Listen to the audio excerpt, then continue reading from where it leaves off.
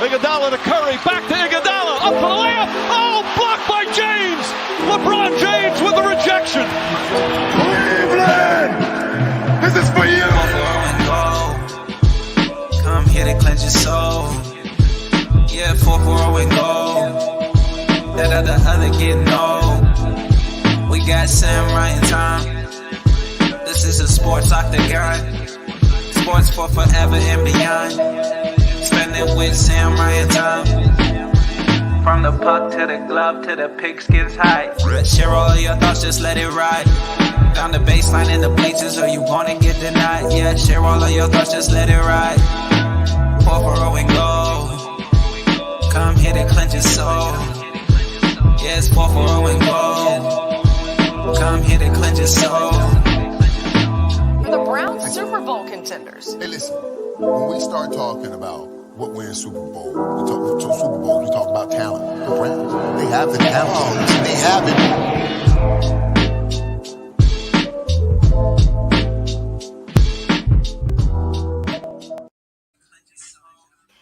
Well, would you look at that? We Would you changed just spots look at out.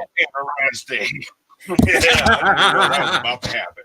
That's what happens when you show up late. Welcome to episode 33 of 440 and Goal. You know what, tonight, well, welcome you guys to the top. Let's see, right of Let's me. see if he knows his right and left. Right, we got Tom. Yeah, hey, L, let me get it out. To the, yeah. L for love. That's an old school hat there, isn't it, Tom? Or is that like new? That looks old. This is old school. That's the hat. This is that's the hat off Major League. The guy that he puts the cross on the front of it, and Major League Baseball.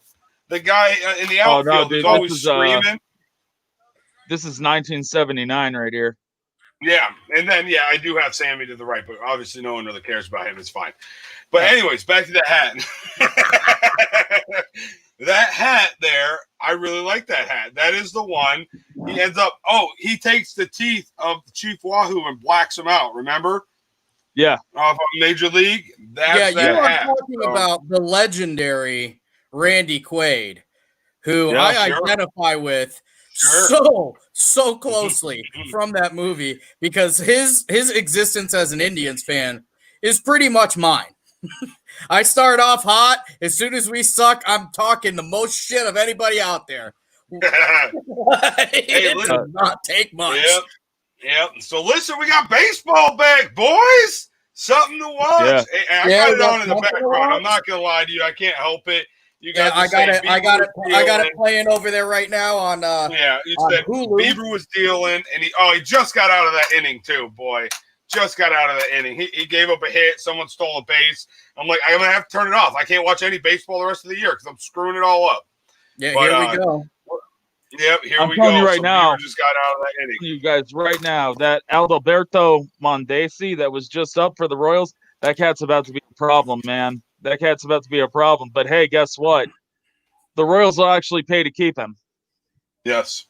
Yeah. Is that the Royals pay to keep everyone him. knows too, watching the show, we're doing a little bit of just kind of freelancing it tonight. We don't have a lot going on. We do have a big topic we're going to touch on towards the second half of the show.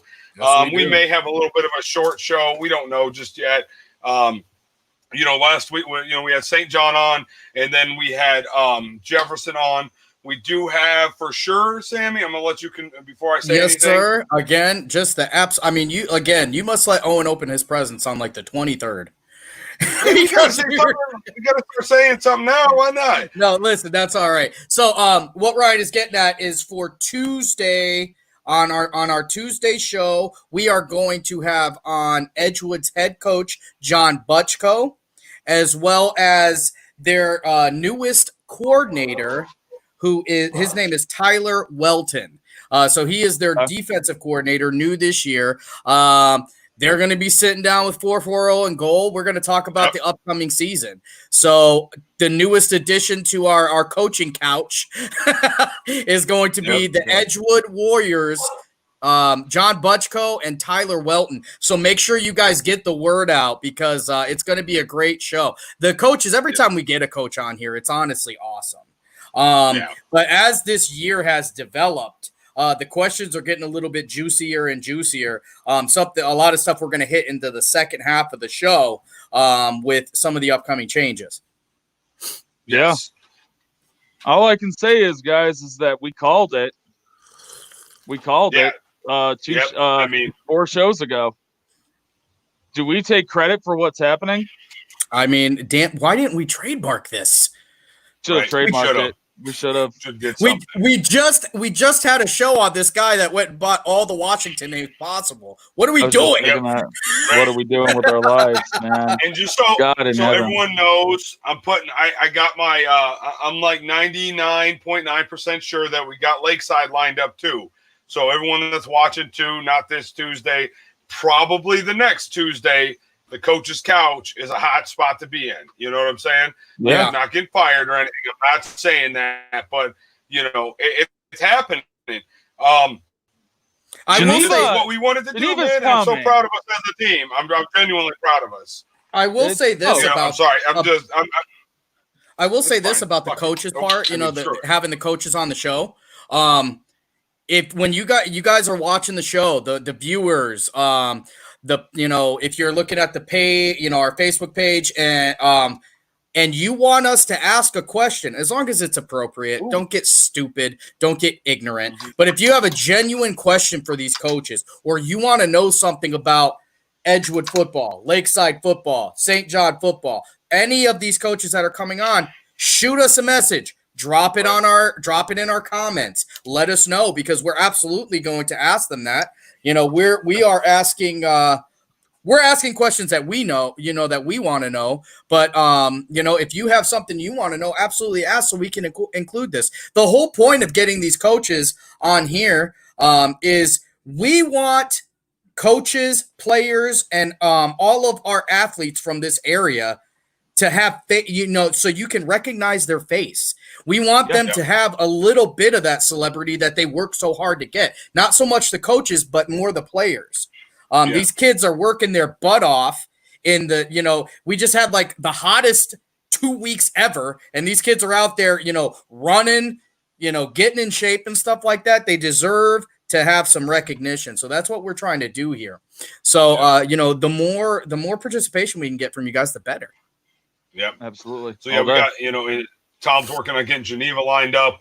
And talk about a brick wall, man. Like I can't, not him, but just like the lines of communication. You know what I mean? Like some people truly are ghosts, and that's a good thing in today's day and age, really. But like, gosh, I just wish he wasn't a ghost. I wish I could have an easier time. But hey, listen, this is what we do, Tom. This is what we do, Tom. 440 call to action right now to all the viewers, to anybody watching this, to Coach Butchko, to Coach Rankin, to Coach Edwards, even to Coach Delgosh. If you have contact with the Geneva head football coach, with Chip, if you could possibly message us and tell us how to get a hold of him, it would be much, much appreciated. That's what we got to start doing, guys. Start using kind of going off of that. I met someone today, and I know you guys are big St. John guys. The late great Coach Buzzkirk. Have you ever? You guys know Coach Buzz is? Yes, sir. Yes, sir. Coach Buzz's brother was in my dealership today, and I spoke with him. And he's intimately involved with the process of Geneva football, and he said that he was gonna try and open up a line of communication for us. So, hey, we're shouting back to some old greats, man. Rest in peace, Coach Buzz. But hopefully we can segue that connection into a meaningful conversation here. Yeah, just taking 1 second on Buzzkirk. Buzzkirk really just an absolutely tragic loss, not just for St. John, but for the community as a whole. Absolutely. God bless his family and everybody who was involved with him, because he was a great man who did a lot, whoever you want to believe, I believe the Lord wanted to take him because he needed him up there. So God bless his family and all that. It was a tragic loss. Yeah. S. Rose. Who's S. Rose? Yes. We talked about that a little bit earlier. We got that in the background. That's got to be, I'm guessing, Is there a Sean Rose? Does anybody know Sean Rose? He's on YouTube. Hey, if you would have joined us right off the bat, Mr. Rose, you would have been able to notice that we talked about it, that Beaver was dealing right now. Yeah. So you guys, this is all you got to do. If you put the motion out there, people will respond. Right. You know, Tom, you love baseball. If you build it, they will come. Absolutely. Speaking of, listen, guys. What up, Coach? Coach Delgosh, how are you? Coach Delgosh. Hey, another funny friend story. of the program. Nat Pete just sold his son a vehicle not too long ago. Great kid. He's going down to Pennsylvania to play some college ball. So, love that family. That's a great family right there. Hey, and he does a bang up job, Matt Pete. I want to put a little plug out here because if you guys don't know or if you guys aren't aware, we have a new post on the website by a very, very talented writer in Danny Reed. Danny Reed has a blog up on www.440andgoal.com. Yep. And he really so the post is called "Why Kevin Costner Should Be in Every Baseball Movie Ever." And there is no better time. There is no more appropriate time to announce this but opening day of the MLB season. And listen, you don't even need to be a huge baseball fan to read this because it's hilarious. Danny Reed is truly a talented writer. Keeps you very, very, you're going to laugh throughout the whole thing. And it's actually informative too. I would say, because everybody knows I'm not a baseball guy, I would say I've probably seen only 25 to 50% of the movies he covered. And the movies he did cover that I hadn't seen, it actually makes me kind of want to watch them. So if you guys get a moment, we've got this really beautiful website that's even more beautiful than Tom's man bun glistening in the sun. It's just sitting there with beautiful content. Go check it out. Yeah, so I think this is as good a time as any. I wanted to surprise you guys, St. Ryan. So get ready to. I hope you got Depends on. Danny and I have a brand. So Danny Reed and I, and Sam's going to be involved. Ryan hopefully gets involved if he decides to read a book soon. No, we are putting. So the rumor has been for a while that Danny and myself are starting up kind of like a separate type of podcast under the 441 Goal umbrella about movies, TV, and books, music, that kind of thing. So we landed on a name. It's going to be a 441 Goal presents The Coffee Table. So look for The Coffee Table soon, guys. Danny's going to be involved in that. It's going to be dope. So did you guys defecate? Well, that's why I had to pause. Oh, okay. Okay. No, you know what? That's all great. Right. And if you have any, if you want to get an idea of kind of the content and the presentation of Danny Reed, who is a friend of the show, a friend of mine for years and years, check out this article that he wrote. Because that's kind of what I was getting at. Yeah, there's a lot of him in there. So it's going to give you an idea of kind of the presentation that him and Tom are going to have and let you know how incredible that's going to be too. Like 440 and Goal, a lot of stuff going on this year. I don't know. Should we drop the bomb on our plans? I would. Screw it. Let's do it. I would say that maybe, man. How about we drop this bomb? We drop this bomb. We got another media outlet coming. There's another media outlet. Be a little more hands-on. We'll go that route. Yeah. There's going to be there might be some reading material coming towards you. So might be. Maybe allegedly. Keep your eyes open because we got some projects in the midst. But we're gonna throw out a feeler here in the next week or so to kind of gauge your guys' interest in an upcoming project we're gonna do. Because I'm gonna tell him. It's a swimsuit issue. It's a swimsuit edition. It's me, Ryan, Sammy, Billman, Danny Reed, John McCoy. It's a swimsuit calendar. A bunch of us. Yeah. So we swimsuit got about five openings left. So if anyone would like to join, we're looking for a couple hottie toddies, if you know what I'm saying. So listen, bring it on down. The only Okay. our definition of hottie, you need to understand. If you're not built like Randy from the Trailer Park Boys, we don't want nothing to do with you. Mr. Leahy, Oh man! just cheeseburgers. All right, let's God, let's them bust right into cheeseburgers it. right into that gut of yours. I'm not even going to bring it up, but quick COVID-19 update. I'm not going to bring it on the screen because I don't really want to talk about it that long. It is what it is. Yeah, I Um, mean, we have to. It's going on, and it's Yeah, unfortunately yeah, taking but- kind of a downturn. Oh god, yeah. 503 confirmed in Beulah, Ashtabula County, 44 deaths. But the biggest thing in Ohio from yesterday today, according to I can't remember what source this is, but it's off Google. It should be right. Anyways, 1,444 cases overnight. So I mean, we're jumping up. It's kind of wild. That was yesterday, you know, brother.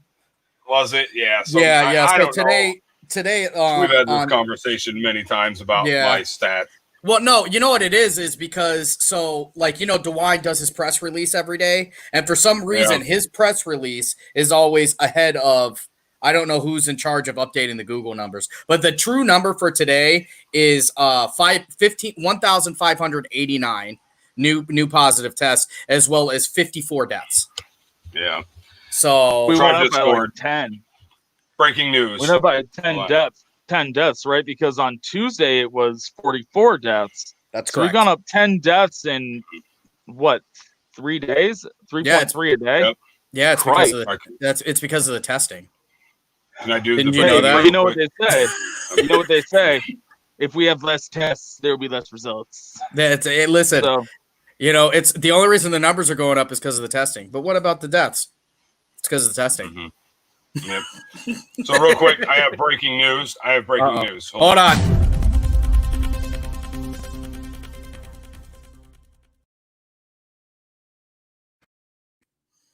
The Tribe just scored again. There it is, Oh, baby. no. First run of the year. I'm probably on a delayed stream. I'm sure first I run am, of the but year. Hell yeah. Nope. Second run of the year, baby. Second run of the year. The first breaking news was for the first the run, and while championship. we did the breaking news, they got we another one. we got 2 runs, brother, and we got Are runners- you not listening to anything I'm saying? For the love of everything that is holy right now. Have we no, ever you're met? not. It's fine. Have we ever met? Yeah, Do I listen no, to anything you ever No, say ever? digitally. That's it. It's over with. One just went down the third baseline. Oh yeah, what a hit! I don't know who did it, but 2-0 Cleveland. That's what we're Listen, talking all about. I You know what? is that the guy that scored is one of my favorite Indians that nobody gives proper reverence to. I love Roberto Perez. Love that guy. Yeah. Everybody was pissed when we lost Yan Gomes. I like Roberto Perez. I've argued with yeah. Nick Billman on him on many, many, many occasions. I think he's a. Bases I think just got juiced. Just so you know, bases loaded, 1 out. who's Here we up? go, boys. Oh, we I got don't know. Jose Ramirez up. Looks like. First grand salami. First. Oh no. of the He's game? the one who's juiced. Yeah, it looks like I'm behind on the Tommy. stream too. Maybe.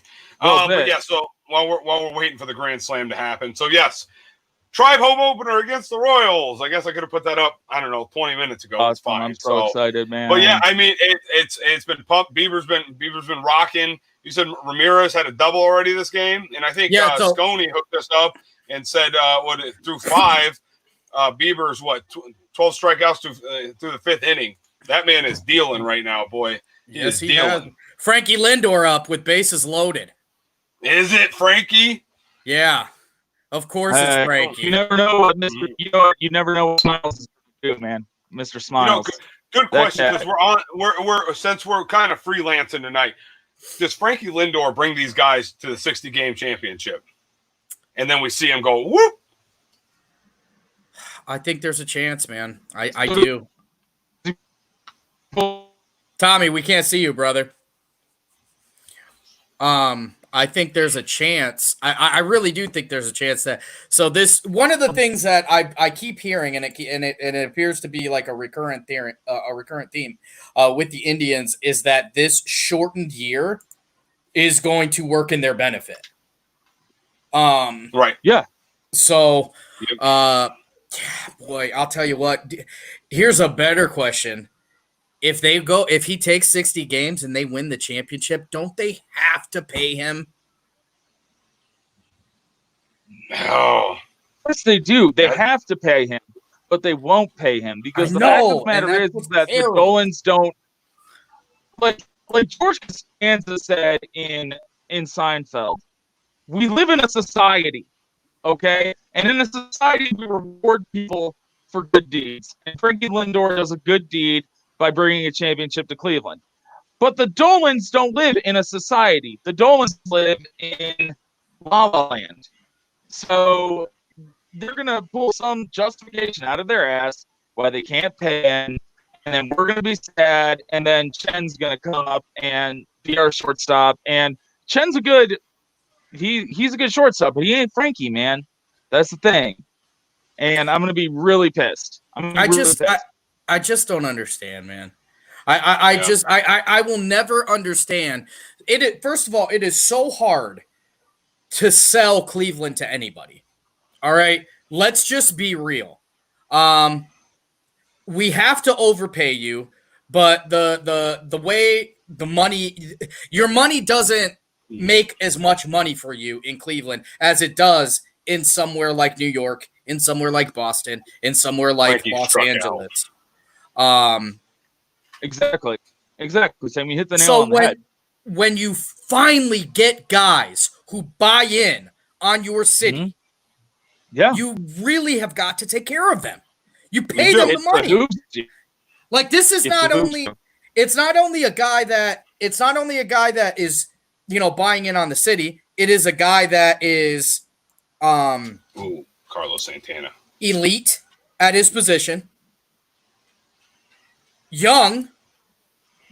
And a leader, you know what I mean? He's been through. He has seen the top of the top with the Indians. He's seen the low of the low with the Indians. Yep. So, you got to keep him around, pay him, and I don't want to hear any bullshit that you can't pay him because you got the money. The money's there.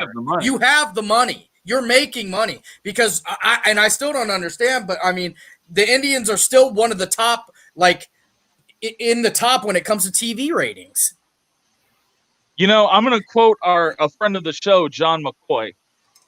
His famous line, "Well, scared money don't."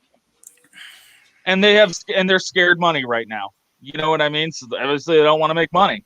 I will forever not get it. I just won't get it. I guess their realm of thinking is so far beyond mine. You know what I mean? Like the Dolans. I don't know. It just makes sense to pay your best player. Yeah. You know what's really weird though watching what pisses me off about it, Tom, is that it's not like there's this hard cap. And there's not. You know what I mean? So it's not like other sports where like in the NFL where if you paid your quarterback, $500 billion, right. You can't sign anybody else because you literally can't pay that money. You're not allowed to spend over a certain amount. In baseball, it's like whoever's pockets are the deepest get to, you can pay as many of them as you want to. Yeah. So I've said this, I think I've said it 100 times, guys, and I know I sound like a broken record, but I don't care. Dude, Dolan, if you don't want to pay, get the hell out of Cleveland. Yeah, go play soccer. Just leave. Damn it. Just leave. Santana what's really weird? It's really weird watching this and not seeing Carlos Santana with just a monstrous dip in his lip. Like he's chewing on a softball. Yeah. That's probably why he struck out this year. That's a rule this year. There's no chewing tobacco. There's no sunflower seeds because you can't spit. Yep. So it's just so weird to me because that's actually, hey, just as a disclaimer, I do chew and I picked it up from baseball. And it just feels weird not seeing it, man. It's like I'm back in college when we weren't allowed to chew in the dugout, and I had to cut my dip at all times, just like right. Swallowing it and getting caught, and then having to swallow the entire thing. Listen, quick question. God, yes, sir. Do the Miami Marlins have a competitive advantage this year because they're used to playing in empty stadiums? Go. Yes. Yes, I do. Unapologetically. Hey, the only difference Unapologetic. between this year and last year is they can pump crowd noise in to make it sound like it's legit. Yeah, but here's the thing, Ryan. Here's the thing. The Miami Marlins don't even have a recording of fan noise, so they're still at a competitive advantage because they don't even have fans that went, so they can't even pump crowd noise in. Well, Gotta I'm do sure like a you know what they laugh do is track. they take the New England Patriots route about it, and they just record in other people's stadiums. Oh God, yeah. Right. Yeah, that's true. They could do that. They could. All right. So what do you guys think about Lindor? I guess he was on the field with a mask. I haven't been able to see him on there. They haven't shown him, but I was told that, I think Sammy said it, that he was, whether he started the game, throughout the game with a mask on, obviously. On the field while he's fielding. Right. While he's Yep. fielding. Now, when he's up the bat, he didn't have it on, and I can understand why. But when he's on the field, he does have a mask on. I mean, I don't know that it's totally necessary, but I guess whatever. Well, it's up to so him. No one's knocking him. 2 out of the 3 base runners had face masks on when they were loaded up. So Jose Ramirez had his on, and whoever was on second, and you know, I'm not gonna, I can't remember who it was, but they had a I think it face was mask Franmil on too. Reyes. Franmil Reyes. Okay, so he had a face mask on too. It's interesting, you know what I mean? It's so. I think it's easier to wear face masks up here today because it's 78 degrees out right now, and it's No humidity. It's yeah, not, it's not very out. humid. Yeah, it really is. Yeah, not very humid. Excuse me. Boy, those Florida teams. You know what I mean? Like that's tough. That is that tough. dude just took a cut. I'm sorry, I'm watching the game at the same time. See, so here's the thing, like the first image of baseball I year, like the first from the first squad scrimmage, Fernando Tatis Jr. From the Padres had a face mask on as he's fielding the ball and jumping to throw to first, and I thought to myself like how is he able to do that? Because I mean, like, baseball's not super physical, you know, but they do have to contort their body. They do have to like operate at a high level for like that 2.5 seconds or whatever as they're delivering and stuff. God, it's got to be hard to take in air and stuff and recover when you're like, you know, wearing that face mask. Yeah, so wild. I agree with you, but not so much for the infielders. Outfielders, Jesus Christ. So, yeah, so the outfielders, and the funny thing is the guys who are on the base path. So, you know, say you're built like me and Jose Ramirez, and you hit a shot down the first base line, a roller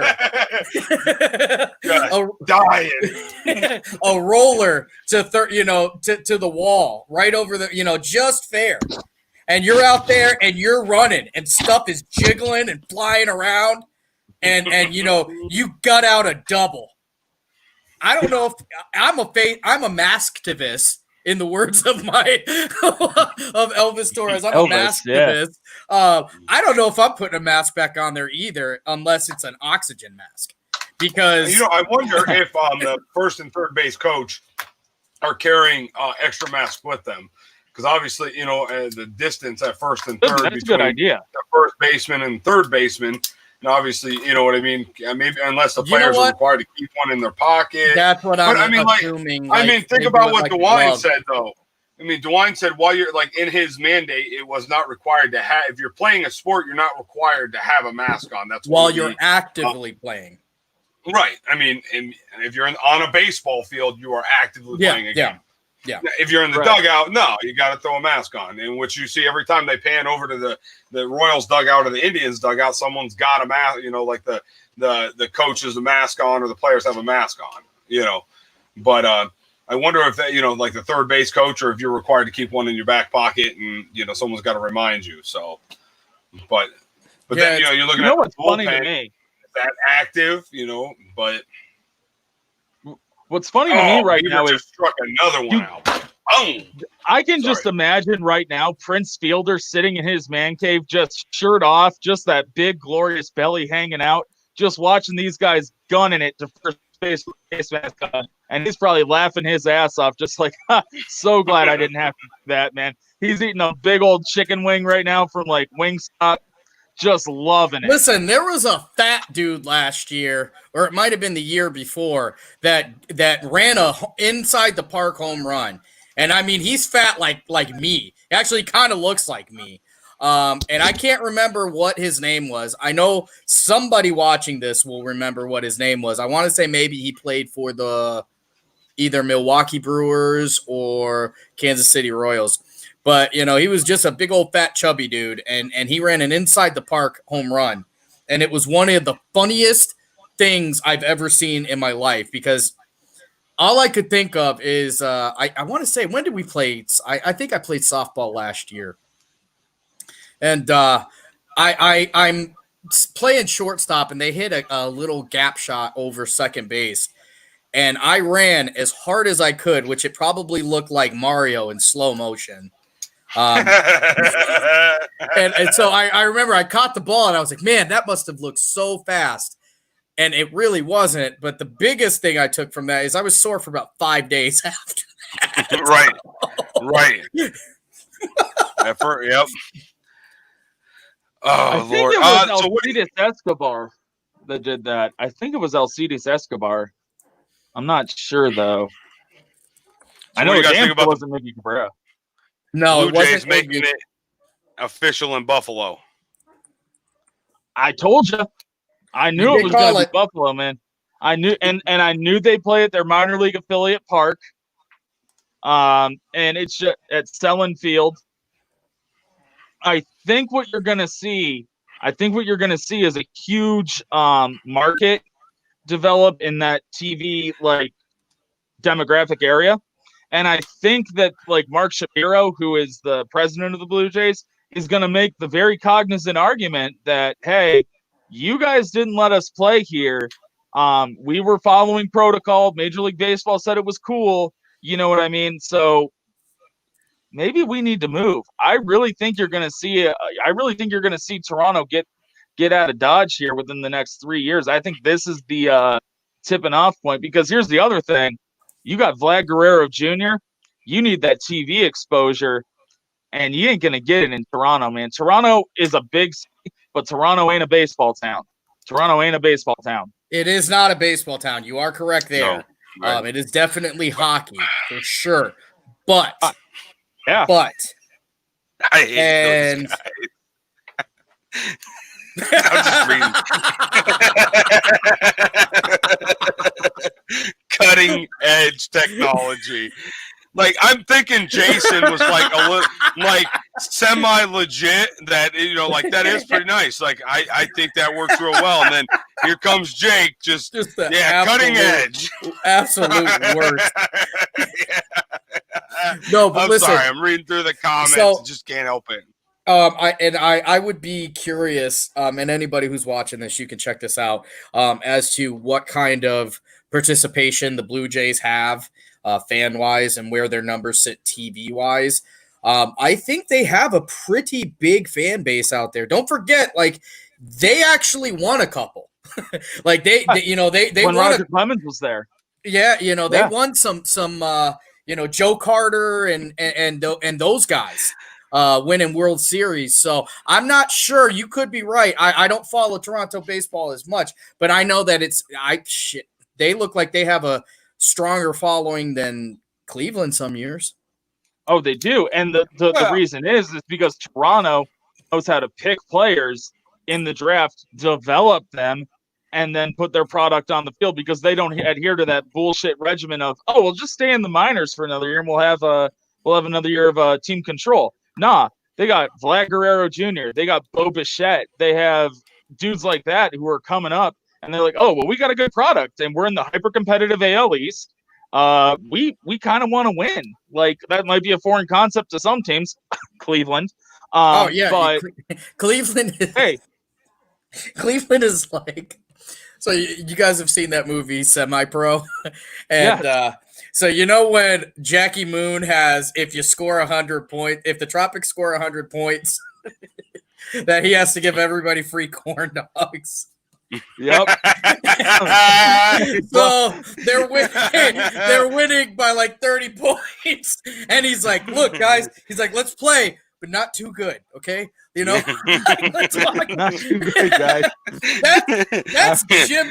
That's Dolan That's Dolan in a nutshell right there. He's like, listen, you guys be good, just don't like get really good because I don't want to have to pay you guys.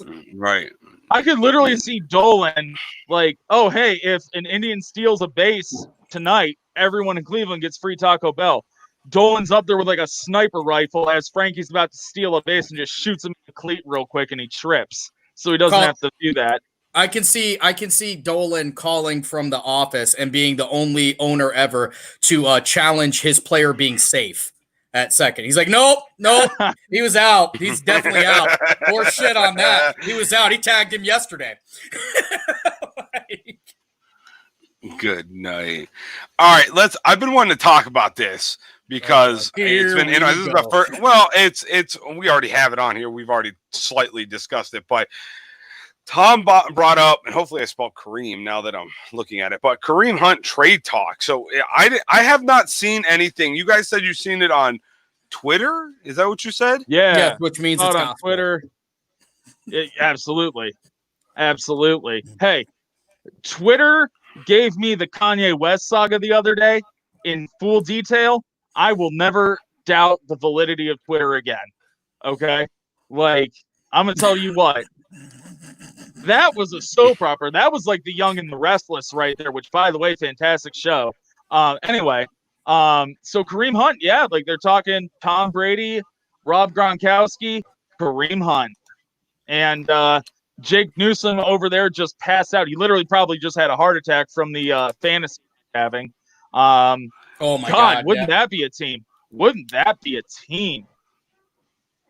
So here's my thing. I've been pretty vocal. I think it's pretty well known that I'm okay with trading Kareem Hunt for the right trade. For the right trade, I think it makes sense to get rid of him. Shoot, but who though? But I mean, but that's the biggest thing is, and we've had this conversation 5,000 times. It's the linebacking core. There's nothing on. There's nothing. You know what I mean? Out there right now, we have the number 2 ranked per whatever Pro Football Focus, NFL.com, whatever number 2 ranked offense in the NFL. Power, I should say. Okay, the defense, I don't know what we're ranked at, but obviously we have such a young linebacking core. The only thing you're going to trade for, and I wouldn't be mad about it, but the only thing you trade for Kareem Hunt, you have to go inside linebacker, outside linebacker, something of that nature. You know, we have Mac Wilson. Gosh, why can't I think? Oh gosh, the Hawaiian guy. I can't remember his name now. Taki. He sucks. I like Taki. You can say whatever you want. I like Taki. But if you're going to trade, you bring someone in. But I'm still a huge proponent of bringing in Clay Matthews Jr.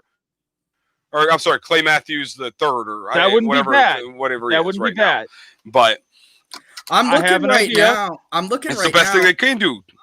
I'm looking right now. And I don't see a defender on that team that, God, I see one, and that's probably who Tom's going to go after here. Unless Tom's trying to be super cool and make up some crazy ass, like, off the wall trade. But let's see what it is. All right. So I would take Kareem Hunt, a 5th round pick, and maybe like next year's 4th. I'd package that together and I'd trade for Shaquille Barrett. Okay. And a 4th rounder. The reason being, Shaquille Barrett is on a franchise tag right now. They obviously don't view him as part of their long-term future. Shaquille Barrett would be perfect in our linebacking core because of his versatility. You know, we talk about our safeties being a little too nosy. Well, Shaquille Barrett is actually pretty damn good in coverage. So, I mean, you bring him in, you rectify 2 things right there, because you can have your safeties be a little bit nosy. If you have a fast, rangy linebacker that is also a threat in the run defense in Shaquille Barrett, that'd be really cool. And you're not giving up too much if the Browns are saying like, oh man, well, we're built to win now. A 5th round pick ain't going to crack that roster, you know, like, and for meaningful playing time, because Andrew Berry ain't Bill Belichick. So he ain't going to go out there and find a 5th rounder, and he ain't John Dorsey, that's for sure.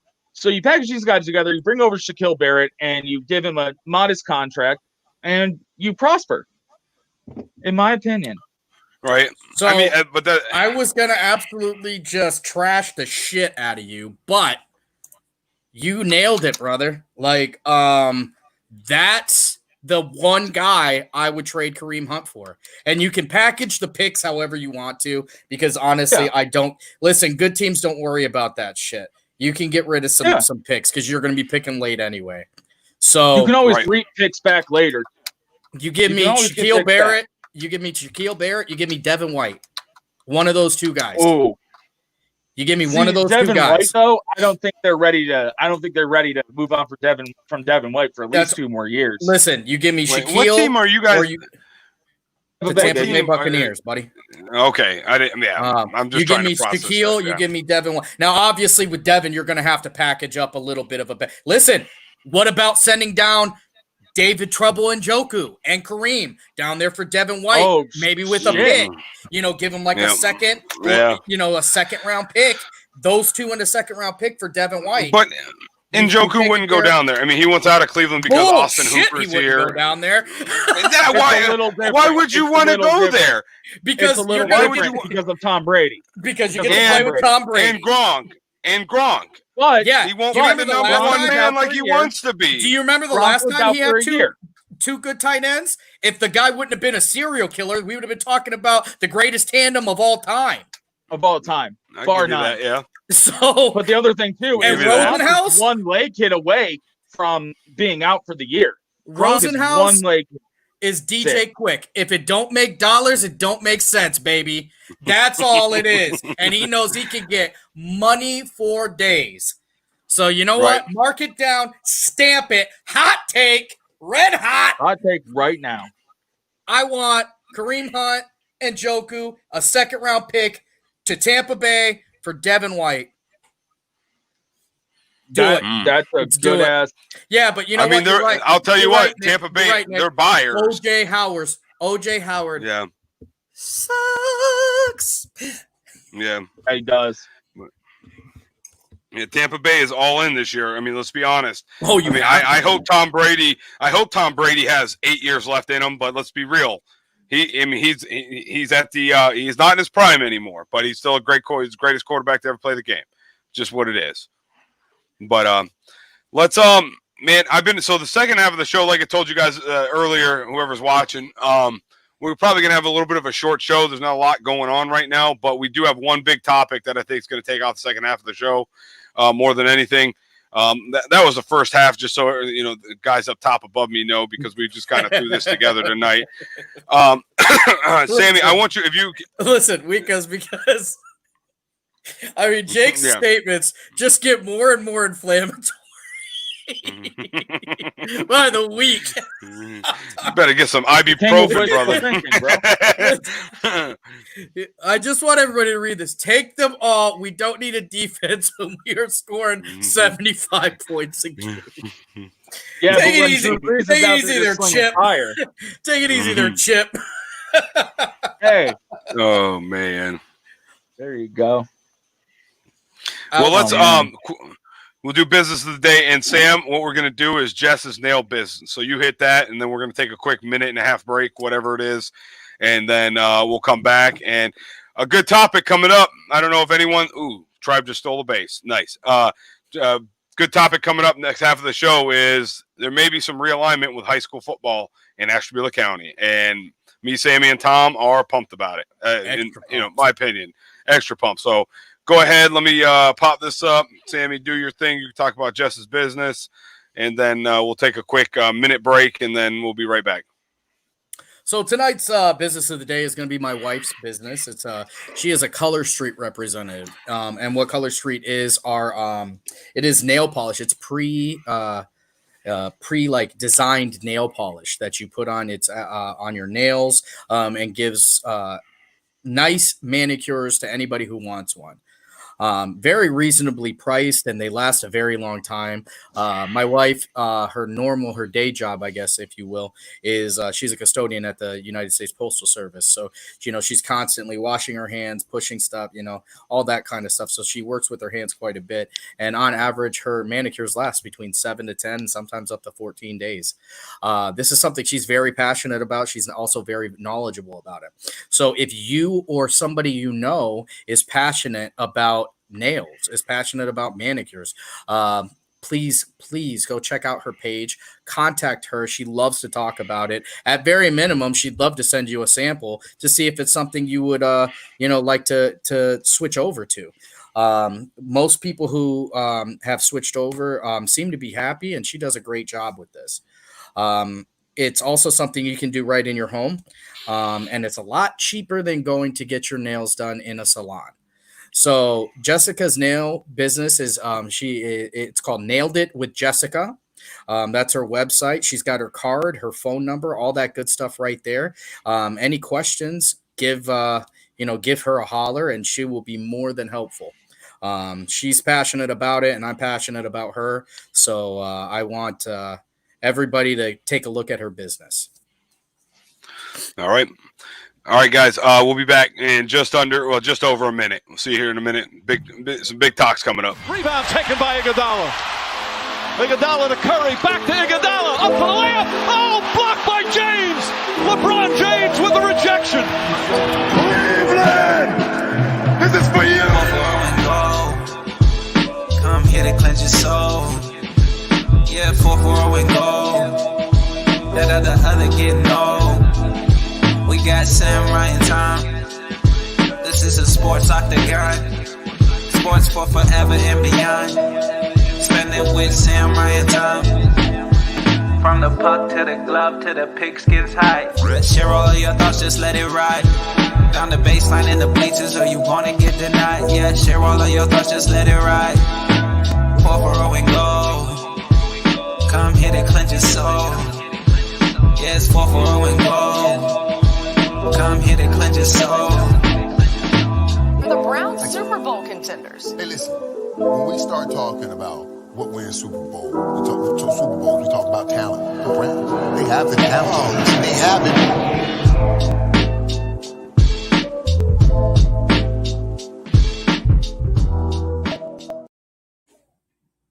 All right, so we're back from a quick 1.5-minute break, whatever you may want to call it.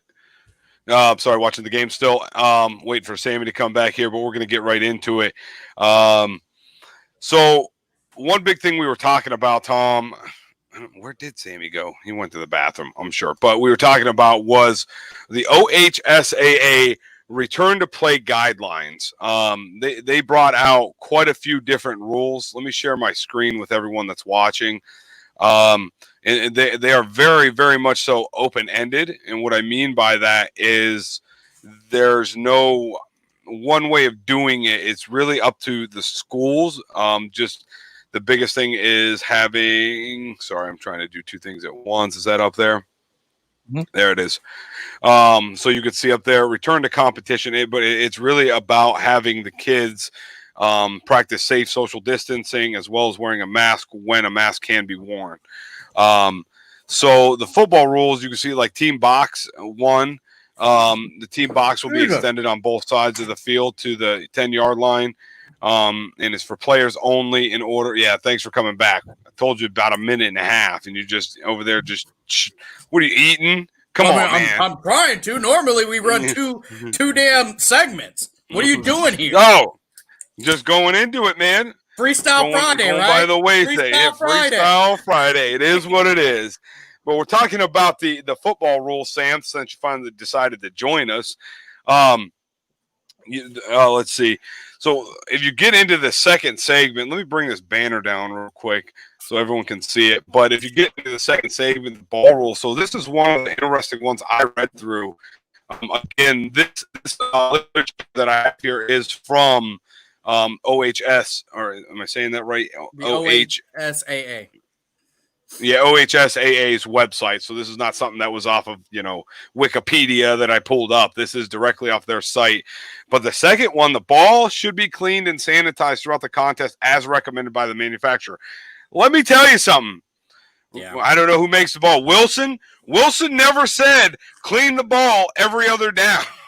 No. So what they're doing, you know what I'm saying? So what they're doing is they're punting to Wilson Yes. or whoever's doing Yep. whoever's saying that, because they don't want to be responsible for elongating the process. So one of the things you see on Facebook, I go back to, it was a slow pitch softball video that was made for comedic purposes. It shows a ball getting hit to a guy, and he has to like take out a wipe and wipe off the ball and then pick it up and then throw it. They are essentially saying that that's what they want to happen here. Right. Yes. So here's what the real question is. This is Northeast Ohio. Mhm. Ryan, this one is going to be a question for you. Do you remember what the weather was like most of the time when we played Jefferson when we were in high school? Typically, for the most part, it was muddy, dirty. We had one year, and it was our senior Soaking year, wet. that we got lucky, and we had one October evening that was dry and out of the ordinarily warm. But yes, it was soaking wet. It was a mud bowl. It was always a train wreck.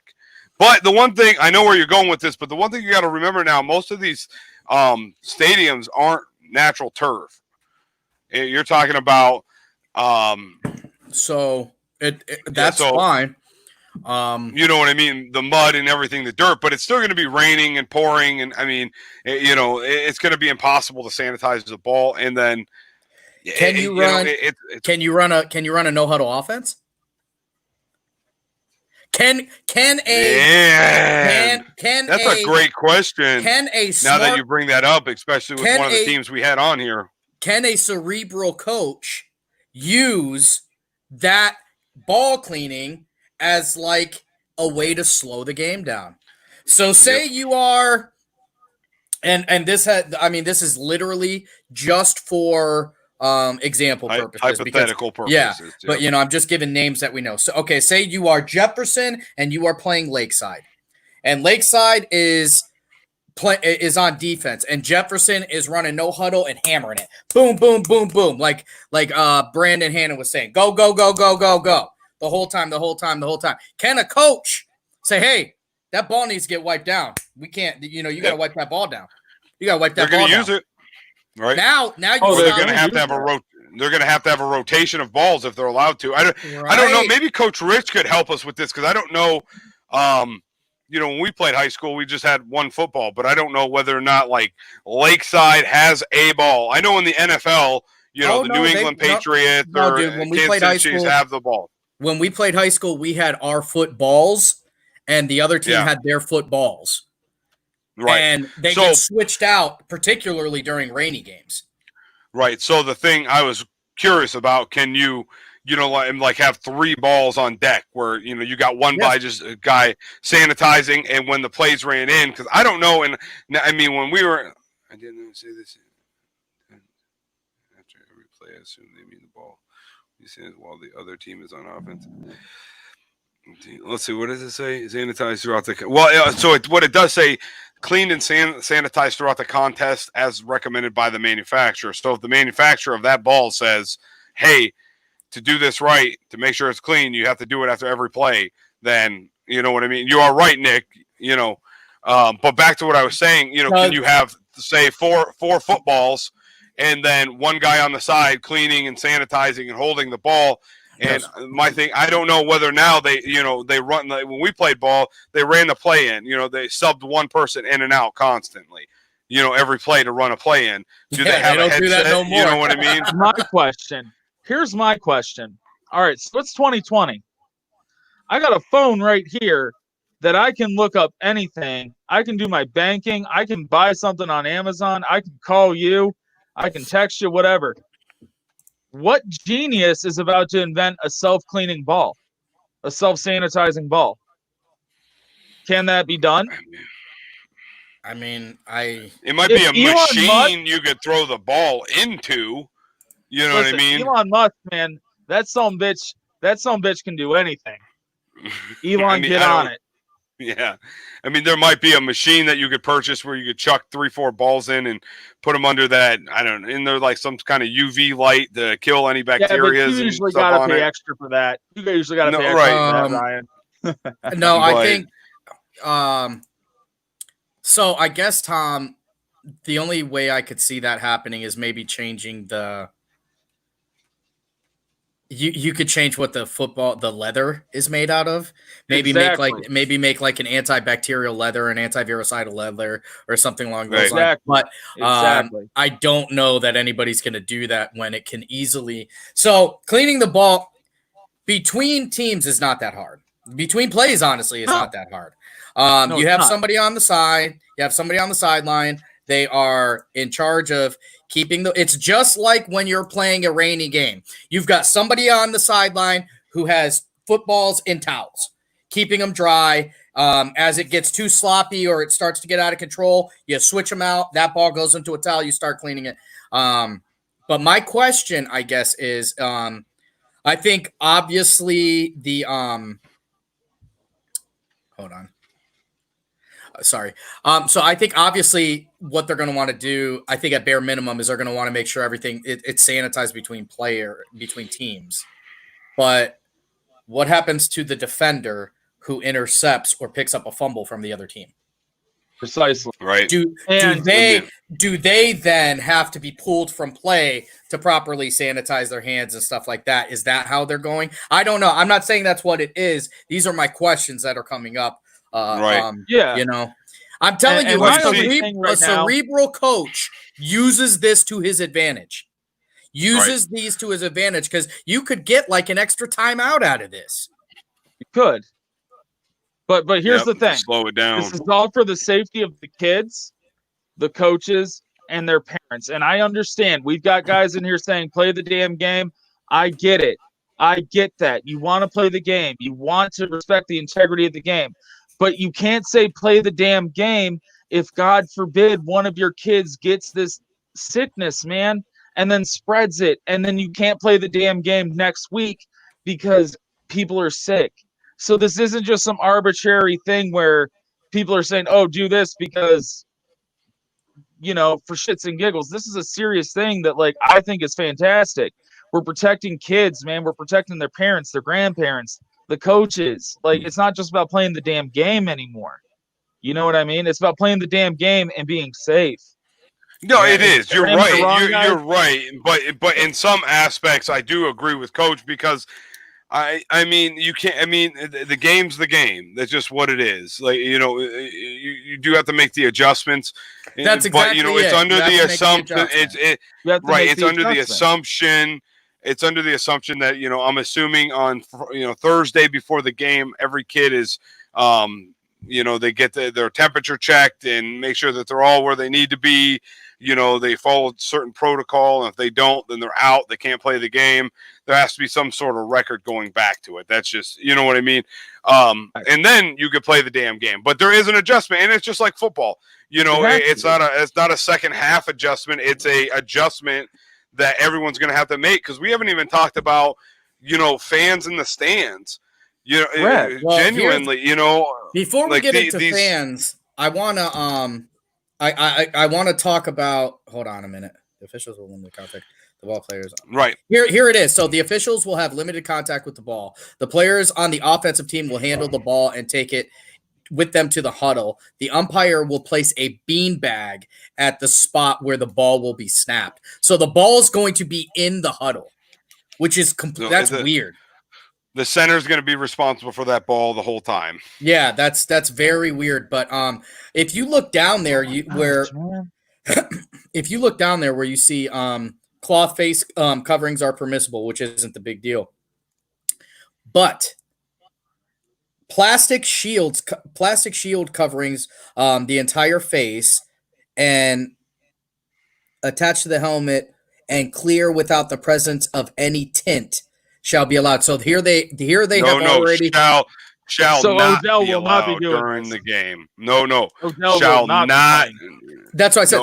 No. So only the clear ones. It's interesting to see that they jumped on that and picked that already because if you remember, I don't know if you remember why they said the problem was with his face shield was because the defender can't see his eyes.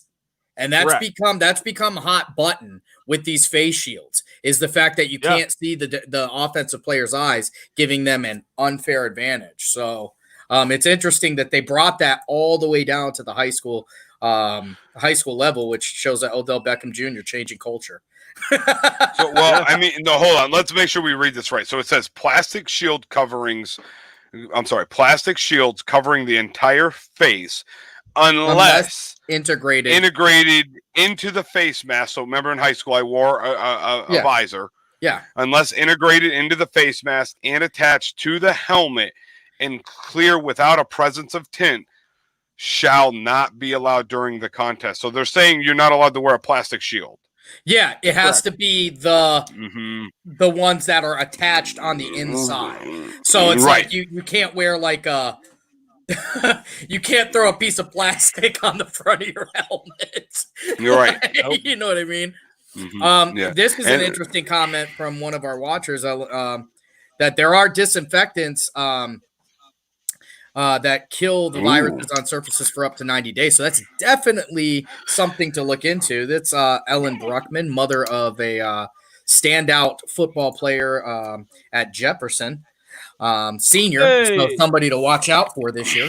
But the question would be, are those, like you disinfect it and then you set it on the counter and don't touch it for 90 days and you're good. Yeah. Or so once you touch it, like you know what I mean? You spray it and then it integrates into the surface and then stuff just can't grow on that for 90 days. You're going to go into a stadium and all you're going to smell is Lysol. Hey, just everywhere, Lysol. Right. Nothing wrong with that. Listen, when I was, I mean, I were wrestlers. All we smelled was Lysol. When I was growing up, my aunt, God rest her soul, in Cleveland, lived in just this absolutely tiny apartment. But I can promise you that no bacteria or virus has ever grown in there because she cleaned her entire small itty bitty apartment with ammonia. And I remember when we would go there, I hated going there. My father would tell me, like, I'm not allowed to say that it stinks because when you walked in there was so much ammonia, your eyes would water. But I'm telling you. That's what Ryan's pool smells like. Yes. It's clean. Tell you that. Yeah. I'll tell you what, boy. If I was sick, it's all gone. After a dip in that. So, I'm looking. Here's another. You know what? I'm reading through on the it. temp taking before the game. I thought at the beginning. Let's see. No, this is just return to competition. Football, city, state, help event. Let me see something. Suspend pregame protocol. No, there's nothing yet. Before pregame game should wash and sanitize, maintain 6 feet. Everyone should have their own beverage container. Oh, so yeah, that's something. Not sharing the water. Look at this one though. How is this going to affect football? Right here. Look at this. It is recommended that halftimes be shortened to the NFHS minimum of 10 minutes. Yep. And the team social distance outside of the locker room. So they're suggesting basically you're going to go take a knee in the end zone 6 feet away. That's 10 what's minutes. going to happen. How? 10 minutes. So this is an interesting question for any of the coaches or anybody that are watching. How do you make adjustments that quickly? How can you change a momentum in 10 minutes? If your team, you know what I mean? No, it does say recommended. It does not say it has to be. You know what I'm saying? Yeah. Recommended. Right. Yeah. It's recommended. So see it there that the halftime be shortened to the NFHS minimum 10 minutes. So it's wild, man. It really is wild. But this is a wild time. This is a wild time. We want football. We want these kids to succeed. We want them to be healthy. We want the studs to be able to be recruited to college. Unfortunately, there are sacrifices that need to be made for the greater good of not just the children and the parents, but society as a whole. And right now, it's not All about right. me; it's about everyone else. Here you Okay? go. So What it is. the following items are strongly recommended. Each school should develop and implement a daily pre-participation screening for all student athletes, coaches, athletic trainers, and other school personnel in consultation with local health department authorities. Note that students shall obtain a focused medical history and physical examination within the timeline required, which is, not crazy. Screening tools include temperature screen for a fever if possible or symptoms assessment prior to beginning contest. Yeah. Yeah. So there's going to be stuff to prevent it by all means. Here's the thing. So we've got kids returning to school. We've got, players getting ready to, play games again and stuff like that. Flu season is almost upon us again. Hay fever. You've got all allergies, any wide range of things could result in a temperature. What happens? Yep. What do you do when your starting quarterback has a temperature of 100 degrees before the game? You have no choice. Now you have changed. Now you have changed the the outlook. Entire of the outlook game. of it. What do you do if you got a couple? How do you differentiate muscle pain from just a hard workout the day before or COVID related muscle pain? If that's recorded, Exactly. that's a symptom. Technically, they need to sit. Yes. Right. Yeah, these are It's so a many different things to take time, into man. consideration. It really is. And this isn't just football. This is everybody. Every sport. Yeah, these are guidelines for that's why they said one like of the boxing. things that one of the things that happens, and this is with women and whatever, we're adults here, so we can talk. But when high school age girls, junior high age girls who have their monthly gift, at times run a temperature. Yeah. So what happens if before your volleyball game, before your soccer game, before your cross country match, it's a temperature related to that? How do you know the difference between, stomach pains from that and stomach pains that are from COVID, muscle pain? You know what I mean? We are in That's a fantastic You're not. question. That's We- fantastic. like we are in an era right now. There is a lot of, there, and I'm not saying every time, somebody has a muscle pain, they need to quarantine and da. But what I am saying is what I think could happen is you could overlook it as something.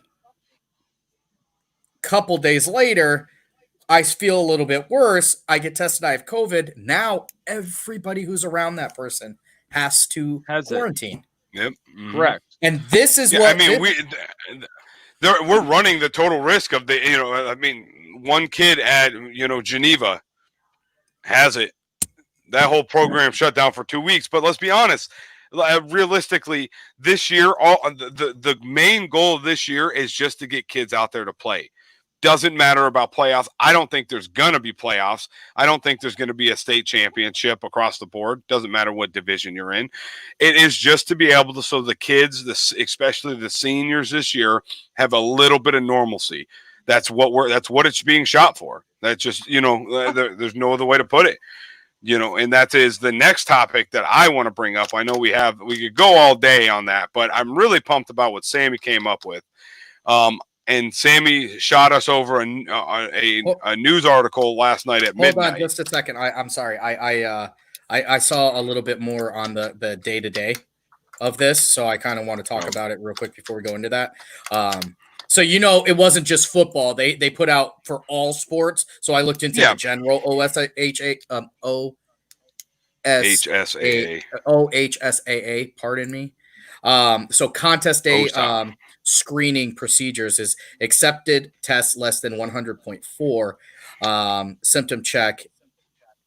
But it says close contacts. In accordance with CDC, a close contact is defined with anybody who was within 6 feet of the infected person or at least 15 minutes until the time. Those individuals are permitted to return to play after 14-day quarantine. Yep.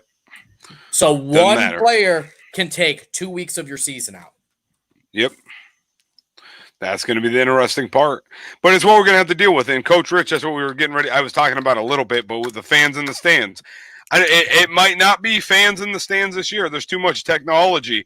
It might be just like we're watching. If the Cleveland Indians are on TV right now with not a soul fan there, why is honestly, it's going to be all broadcasted on social media. Your local high school game, if you want to catch it, is going to be through Boxcast, StreamYard, whatever, multimedia device. Spectators should wear a face mask or covering at all times possible. Yep. Spectators should not congregate. Spectators should be restricted from direct contact with any of the athletes. Listen, Local school how cool would administrators it be? should consider placing an X on stadium and arena seating to make sure physical distancing requirements are met. Yep. So there are, like, you are going to have somebody go up to the spire and mark out 6 feet in between people. You're going to have somebody at Lakeside. You know what I mean? Like the distancing is going to have to be there. So that's going to be very interesting too. How cool would it be? And this is just me. I think it'd be super dope just to keep everyone safe. And Joe, you just hit on another point that I was going to bring up. Concession stands. I mean, how cool would it be? Everyone in their car streaming the game on a big ass screen. It's kind of like a drive-in movie theater. You're right there. You're right there watching your kid play, but you're outside in the parking lot, and it's like a drive-in movie type thing. You can see it on a huge ass screen. It wouldn't be hard to do. I mean, and people come around and they do orders, and then they put it out in front of your vehicle. You open the car door and you close it. Like they put it by your car, you open it and close. I think that'd be super safe and that'd be super cool. I was going to say, Tom, when was the last time you went to a high school football game? Yeah. Because let me tell you what, and it's what you're saying is a novel. Like, I like the idea. Like, I get what you're going with. I really do. And I think it's a great idea. But one of the reasons why I'm going to say it's never going to work is because when you have, I don't know how many kids are at Lakeside, 2,000 kids at Lakeside, and I don't know, 1,200 of the 2,000 attend the game. How many kids are going to sit in a car and watch the game and hope someone shows up to go buy something? It's a great idea. It really is. Even on the other side of that, I think if you said that was the rule, then that would be the rule, and people would have to comply. Contrary to popular belief, you can't just comply with the stuff you like.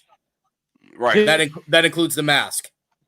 But the real factor is money. You have teams that can't. You have schools that can't afford to buy water bottles for their team. So they're definitely not going to be able to. I think, Tom, that's a wonderful idea for well-to-do schools, but it's just not going to work across the board. Unless, of course, they find some sort of COVID funding for sports. But yeah, I think that's logical, but it's not practical, I guess, is where I would go with that. It's going to be tough. Just so you guys know, kind of sidebar or whatever, Shane Bieber just broke the Cleveland Indians opening day strikeout record. Yeah, 14. Yep. So one thing I'm going to give kudos where kudos are due, and Sammy came up. He's got a good image that's going to come up here. We're going to talk about one.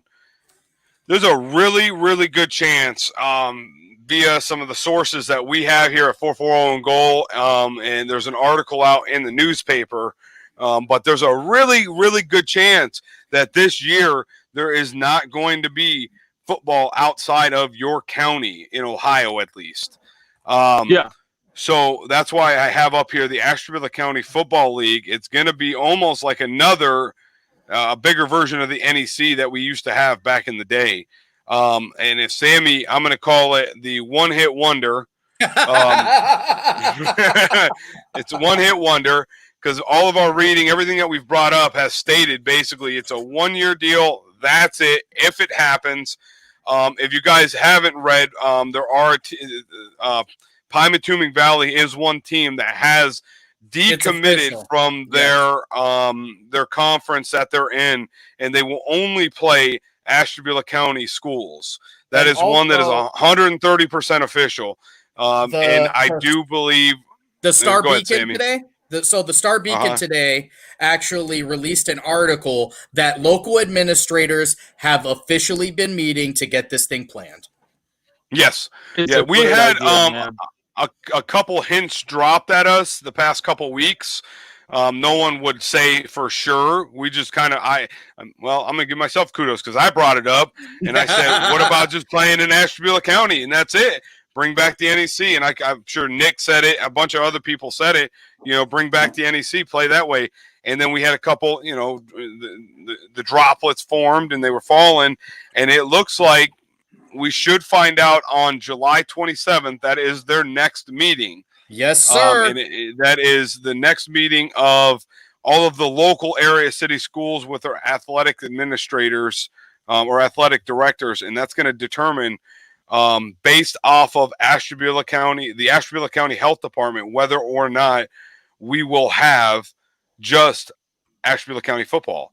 So with that being said, Sammy made a pretty awesome image that I'm going to pop up. Well, Sammy, you pick. I don't know what you got. Two of them, so you pick it. I don't know which one it is. Yeah. So what I did here is, if there is somehow we lost Tom.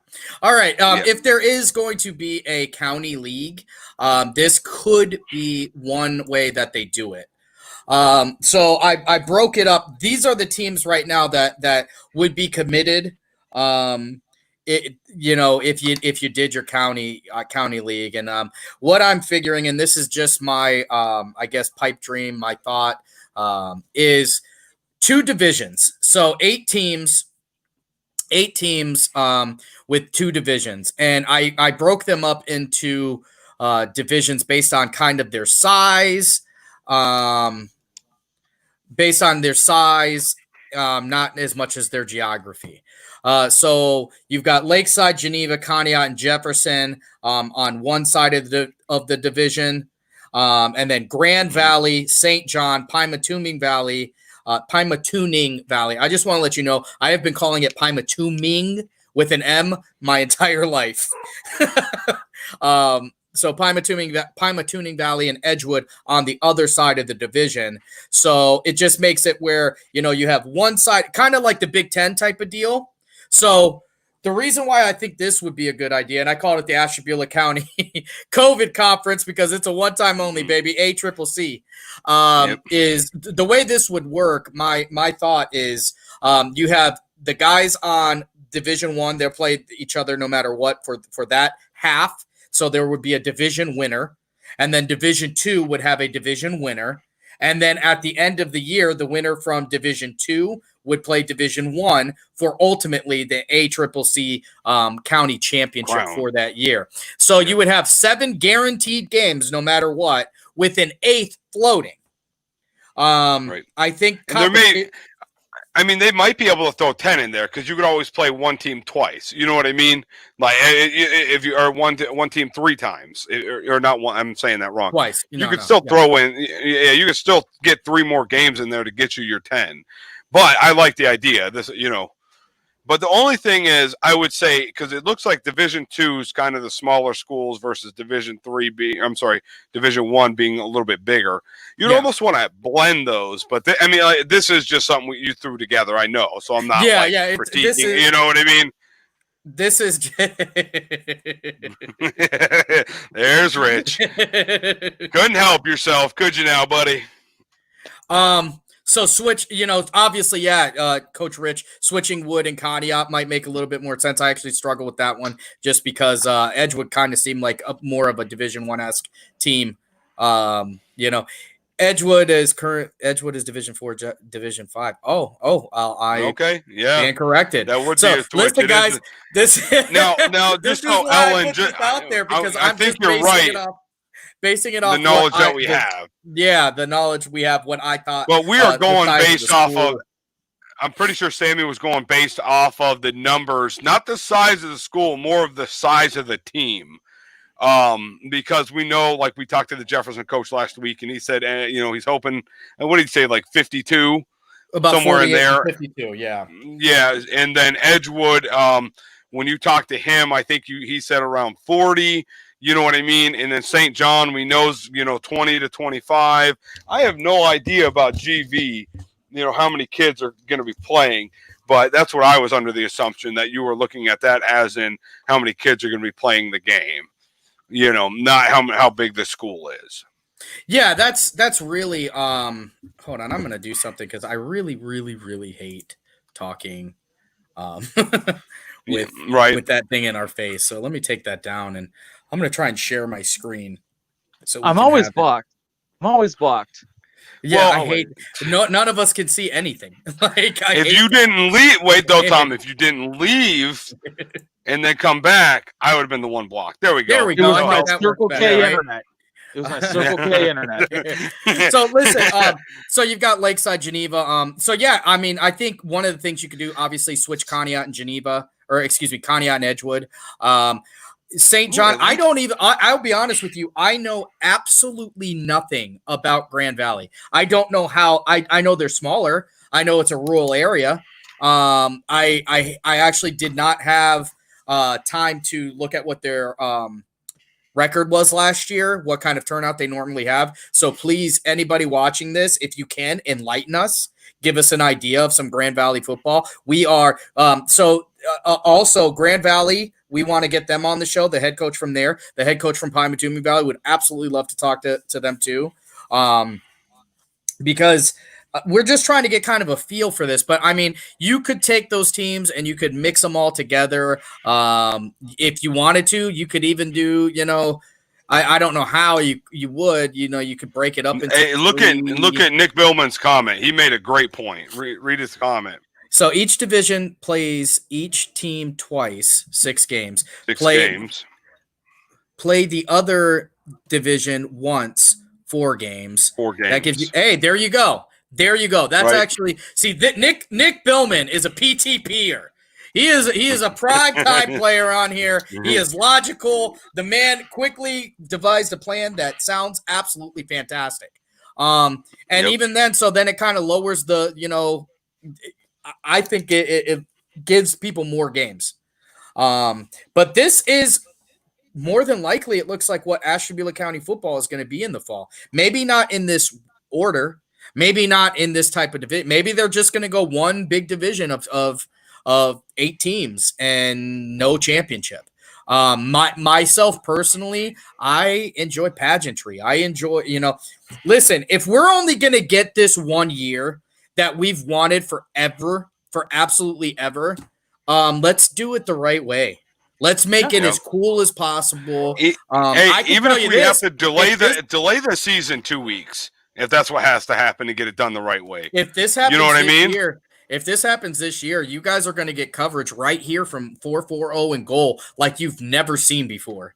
I'm talking about every Friday we are going to be, and this is going to happen regardless, but every Friday we are going to be streaming football games. We are going to be covering it. We're going to get athletes and stuff like that. You're going to get a very, very good look at high school football here, right here at 440 and Goal. Not to mention our next project, which I think we just need to, throw out there. Just do it, I guess. If you want to, we can start talking about it because we need to get. So we got Lakeside stuff coming up. We got to get Geneva. We got to get Conneaut. We got Jefferson stuff already. We got to get St. John stuff. We're gonna have Edgewood stuff, but we got the PV Lakers and Grand Valley to get a hold of. So yeah, you might as well throw it out there. That way, whoever's watching us, if they can hook us up with these coaches, we need all the help we can get. So big announcement here. This is the first, the big announcement from this show is 440 is going to collaborate. We are actually going to produce a preseason or a high school football magazine this year. It is not going to be anything too greatly detailed. We're not going to be the sporting news or anything like that. But what you can look forward to are 2-page layouts on each team in Ashtabula County. We're going to have their schedule up. We are going to make our picks for what their schedule is going to be for the year. At the end of the year, we are going to tally those up and pick a winner. One of us will have better stats than the other. But ultimately, our goal is we need to gauge interest from you, the viewers, to see how many of you would be interested in purchasing this high school football magazine that we are going to produce. So we can see how many to produce. Ultimately, we are going to take the profits from this magazine and use those to form a scholarship for somebody, a local player that we will call the player of the 440 in goal Ashtabula County Player of the Year. So depending on how many magazines we're selling and how much we can get together, we are going to hand a scholarship over to an outstanding athlete from this area. So that's something we've been kind of doing undercover. We're still looking for any kind of help that we can get. We are actively trying to take some pictures. Tom actually ran a school newspaper, so he's got a nice look at it. But we are willing to take any help we can get when it comes to layouts, images, stuff like that. We would like to put out kind of like this is a special year. This is a special year, and we're producing a special product. So we still haven't nailed down everything that's going to be in the magazine, but the things you can look forward to are we're going to try and have some great pictures of the team. We're definitely going to have their schedules in there with our picks. And Tom's going to write some blurbs. I'm going to write some blurbs. Ryan's going to write some blurbs on the year. Not writing blurbs. Mine are going to be pop-ups. We're going to have some quotes from the coaches and stuff like that. Try and do some player spotlights and stuff like that. Just make it a nice little package. But what we need from you, the watcher, the viewer, our fans, our friends, everybody who's doing this, is we need to gauge your interest. I want you to let us know if you guys would be interested in that, and get this out there so people can start messaging us. Because the one thing we don't want to do is overproduce, and even more than that, we don't want to underproduce. We want everybody to get a shot at this package we're putting together for the local high school athletes, in hopes of forming a scholarship to hand out at the end of the year for what we're going to call our own Heisman Trophy. Yep. Maybe we'll call it. What was that coach's name?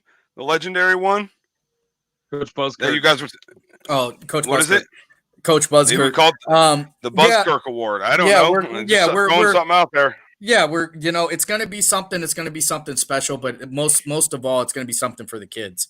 So this is the route we're taking. This is the route we're taking. We're trying to form something that I think people would like to read. And, I don't think there's anything cooler than seeing yourself in print. I mean, especially when you're an athlete, you know what I mean? So that's one big announcement. That's the big announcement, that we are putting together a magazine. We haven't really come up with a name or anything for it yet, but you guys will be the first one to know. So, hopefully you guys get the word out.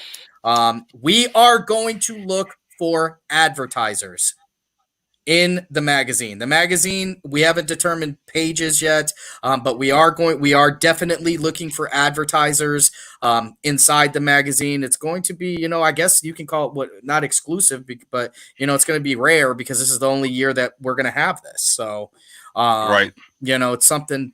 I think, especially think about it. If it hits with the way that these conferences are set up, something in this nature. I think it's determined to go that way, and I'm super pumped about it, because we can actually highlight every school in Ashtabula County. Absolutely, that will be the fun part about that magazine more than anything, is highlighting all these schools, and just being part of it. And you're right, Coach. When we do go to the shows, we probably will have a booth, and we'll be selling a few things. That's when we'll have the magazines out there for sale. But obviously, I do believe kickoff for most schools is around the 28th, if I recall right, of next month. So the 28th of next month. I do believe there's plenty of kickoffs going on, as long as everything stays the course. If it doesn't, then we'll work on it, though. And then go from there. So, but hopefully everything goes, and we're working on it, and it's going to be amazing. We're all super pumped about it here. We really are. It's something that we thought of together. It was a baby of an idea, and as we've got to meet great coaches like Coach Delgosh, like Coach Rankin, Coach Butchko, who's coming up on Tuesday's show with Coach Welton. Again, for those of you who don't know, on Tuesday, we have lined up the head coach of the Edgewood Warriors, Coach Butchko and Coach Welton, who is a coordinator. They are going to sit down with us and let us know about their fall season. Coach Buzz Edwards Should be the following Tuesday. Is poised for the next Tuesday, and then we're hoping to get the Geneva head coach following then. We have not had contact with Grand Valley or Pymatuning yet, but that is definitely something. If anybody has contact with those coaches, or you have some sort of a relationship with them, please message us. This is all, we do our best to try and reach out, but we don't really know. We're starting, we're just trying to get our names established with these people. So we would love to get them on the show as well, because no matter what, they're going to be covered in the magazine. Conneaut, same thing. Conneaut, we will be reaching out to them to talk to their coach about the upcoming season. So, just understand that this show, Coach, we are trying to become, I guess, would you call us the hub? The hub. We want to be the high school hub when it comes to high school sports. And it's not just football either. I have talked to a couple female athletes that when volleyball gets going this year, we are going to try and get some volleyball coaches on here, because volleyball is very heavily underrated. We have some really, really great athletes, female athletes, and volleyball players in this area. So we are not ignoring you. We are just doing our best to kind of, whenever you start something, whenever you're getting a movement going, you do what you know first. There's no intentional overlooking. We're doing what we can. So I think, I don't know, guys, I'm really excited about this. I think, Tom's, he talks about his time at Westminster, and he talks about the $1 million master's degree that he has that collects dust. I'm really looking forward to, I'm really looking forward to him turning into the what the hell's that guy's name from Spider-Man with the flat top and the mustache? J. Jonah Jameson, bro. J. Jonah Jameson. Dude, that's insane. Right there, Perry White from the Daily Globe and Superman. Although I hate Superman, God damn, I hate Superman. But that's just how they're at the coffee table, though. No, like that's one of the things. And here's another thing too. With this upcoming magazine, if you guys have ideas on stuff we should include or stuff you would like to see, within reason, because we're trying to keep it more simple, because we want it to be something you can look at, open up and look at, and it's not a great detailed read. We are not releasing a New Yorker, okay? This is going to be it's going to be closer to like the Star Beacons of old, and we're just going to put our own flavor onto it. So my ultimate hope for the magazine is that it becomes bathroom reading material, because if you hit bathroom reading material status, you hit the pinnacle. That's what I want. Bathroom reading material is the pinnacle. That's what I want. Here is my and let us know what you guys think about the conference stuff that we have up here. I mean, like I said, here in 3 days, we should know more about that. You know what I mean? I don't know if we're going to throw something on Facebook with that stuff on there, but I know Sammy already, there's been a good topic of conversation that Sammy has had already with quite a few folks in the area. So, I would love to hear more about it. The coaches that we have spoke with, every single coach seems very, very open to a county league. Yeah. I think that they recognize it. I think they recognize the importance of it. One of the worst feelings you can have as not just a football player, but as a wrestler, as a baseball player, as a basketball player, is showing up to a game that you have worked so hard for with nobody in the stands. Yep. Oh, dude. Our community has lost touch with football, which is it's a shame. It's a crime.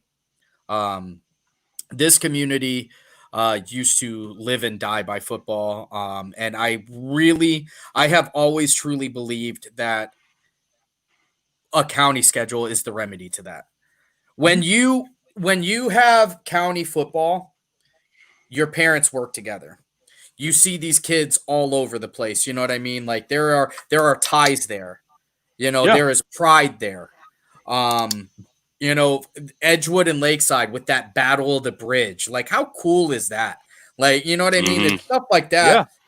But it's so rare at this time. And I think it's because it's hard to get pumped up for your team when they're driving 50 minutes to play a team from Youngstown. Yeah. It really is. Maybe I'm going to shoot myself in the foot here for saying this, but I mean, whatever. I'm complete transparency.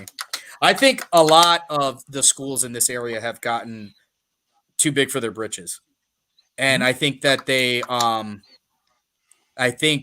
started to overlook the importance of what that county and what that city schedule did.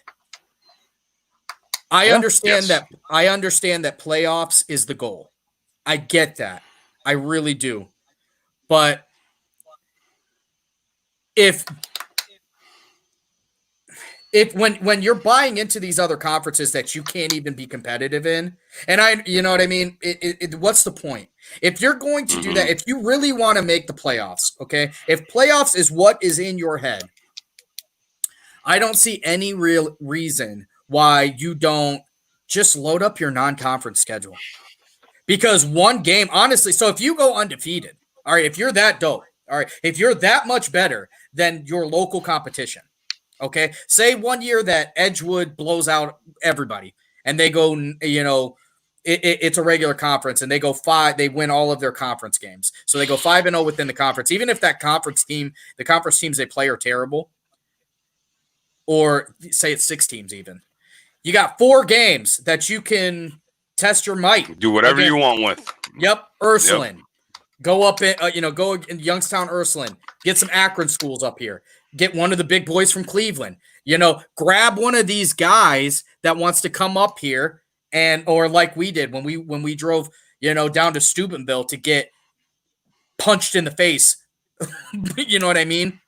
Like, if you're really concerned about playoff football, that's how you can go about it.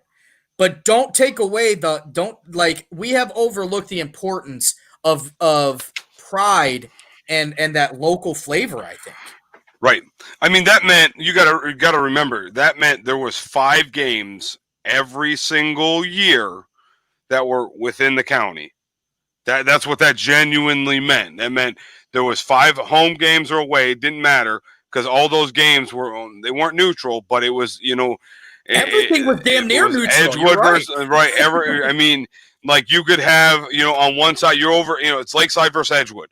On one side is all Edgewood and it's rocking over there, but on the other side there's just as many Lakeside people. You know what I mean? That's just what it was. You know, Conneaut, even though it was out there, but you know, Conneaut versus Edgewood, it's the same thing, back and forth. Do you remember? And Tom, I don't know if I know you didn't play, but I don't know if you attended any of the games when we were in high school because I was in the band. Okay, so you were there. I was there. So you were there. So yeah, every year, the last 2 games, the announcers had to say the scores of what was going on in the county. Yeah, because it always except our senior year, because our senior team gets a whole bunch of crap because our non-conference schedule we got the heck beat out of us, but we didn't lose one conference game. But every year it came down to that last week, and you had teams like, you know, that were playing their game to win, but you know, we needed this team to either win or lose.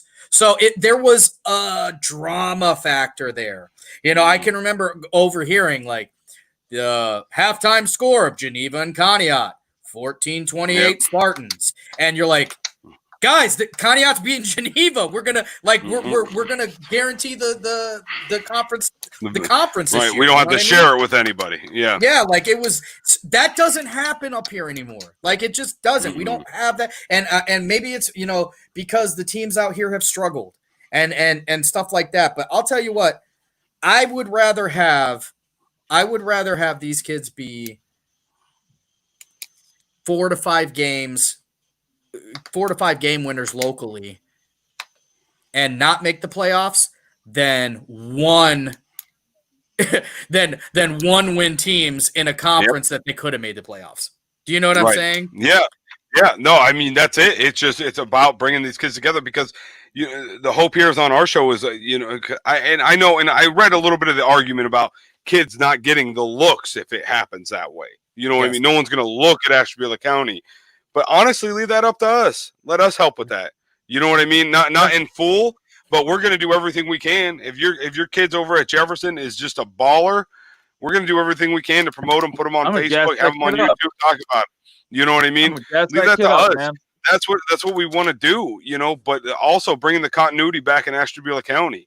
We talked about it last time with Rankin on the show, maybe it wasn't Rankin. I can't remember who it was. Maybe it was somebody, but I just said going down to, the Edgewood Dairy Queen when we were kids, man, you just hope to see somebody with an Edgewood Letterman jacket on just so you could ruffle their feathers because you knew you were getting ready to play them. I mean, there's little things like that.